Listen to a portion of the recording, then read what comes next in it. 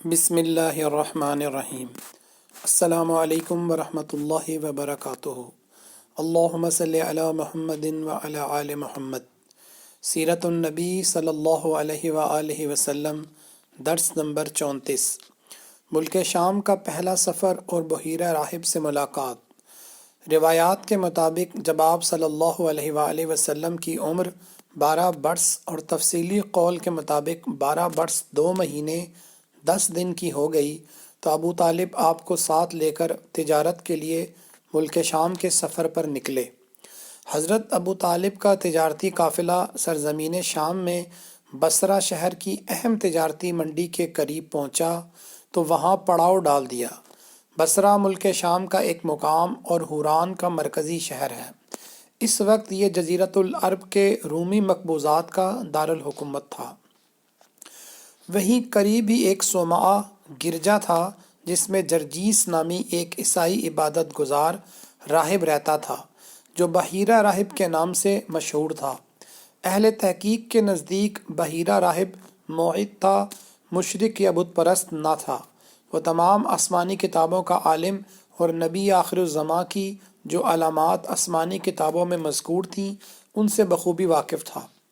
اس سے پہلے بھی بارہا اس کے صومعہ گرجا کے پاس سے تجارتی قافلے گزرتے رہے تھے، مگر بحیرہ کبھی کسی کی طرف ملتفت نہ ہوا تھا۔ لیکن جب اس بار حضرت ابو طالب کا کارواں تجارت اس کے گرجا کے پاس سے اترا تو اس راہب نے اپنی خانقاہ میں سے دیکھا کہ قافلہ والوں میں سے ایک نوجوان پر ابر سایہ کیے ہوئے ہے۔ بحیرہ راہب اپنی بصیرت سے پہچان گیا کہ یہ نوجوان خصوصی اہمیت کا حامل ہے۔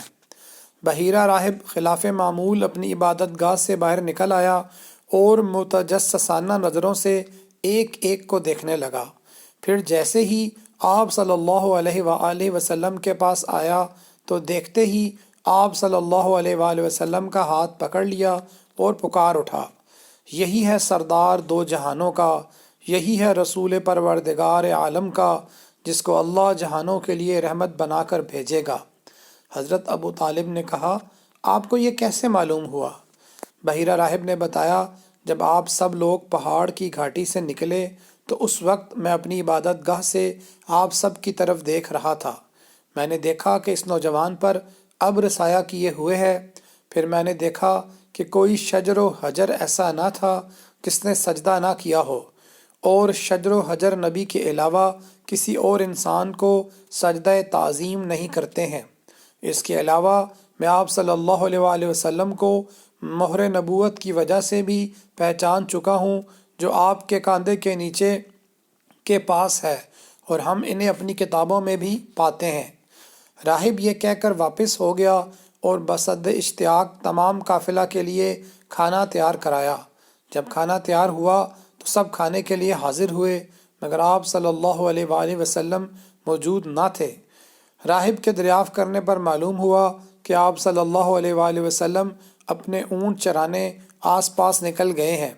ایک آدمی بھیج کر آپ صلی اللہ علیہ وآلہ وسلم کو بلایا گیا۔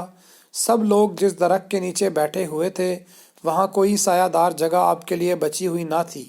سایہ دار جگہ نہ ملنے کی وجہ سے آپ صلی اللہ علیہ وآلہ وسلم دھوپ میں ہی بیٹھ گئے تو درخت کی شاخیں آپ صلی اللہ علیہ وآلہ وسلم پر جھک گئیں۔ بحیرہ ان سارے معاملات کو بڑی گہری نظر سے دیکھ رہا تھا۔ اس نے حضرت ابو طالب سے حضور صلی اللہ علیہ وآلہ وسلم کے رشتے کے بارے میں دریافت کیا تو انہوں نے کہا کہ یہ میرا بیٹا ہے، لیکن راہب نے کہا کہ اس کے علم کے مطابق اس لڑکے کا باپ زندہ نہیں ہے۔ حضرت ابو طالب نے کہا کہ حقیقت میں ان کے باپ زندہ نہیں ہیں۔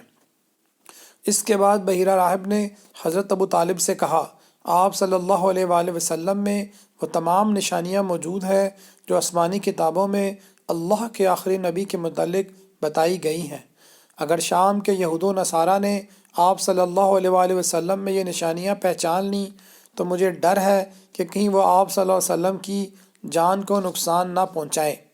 چنانچہ بحیرہ کے مشورے پر حضرت ابو طالب نے بعض غلاموں کی معیت میں آپ کو مکہ واپس بھیج دیا۔ اس کے بعد حضرت ابو طالب پھر کبھی شام کے سفر میں آپ صلی اللہ علیہ وسلم کو ساتھ نہیں لے گئے، مبادا کہیں آپ صلی اللہ علیہ وسلم کو کوئی نقصان نہ پہنچے۔ اسی سال حضرت عمر فاروق رضی اللہ تعالی عنہ کی ولادت ہوئی۔ آج کے درس سے چند سوالات۔ حضرت ابو طالب شام کے کس شہر کے قریب ٹھہرے؟ راہب کا اصلی نام کیا تھا؟ سفر شام والے سال کس مشہور صحابی کی ولادت ہوئی؟ آپ میں سے جو حضرات ان سوالات کے جوابات دینا چاہیں وہ یوٹیوب کے کمنٹ باکس میں دے سکتے ہیں۔ جزاک اللہ خیرہ۔ السلام علیکم ورحمۃ اللہ وبرکاتہ۔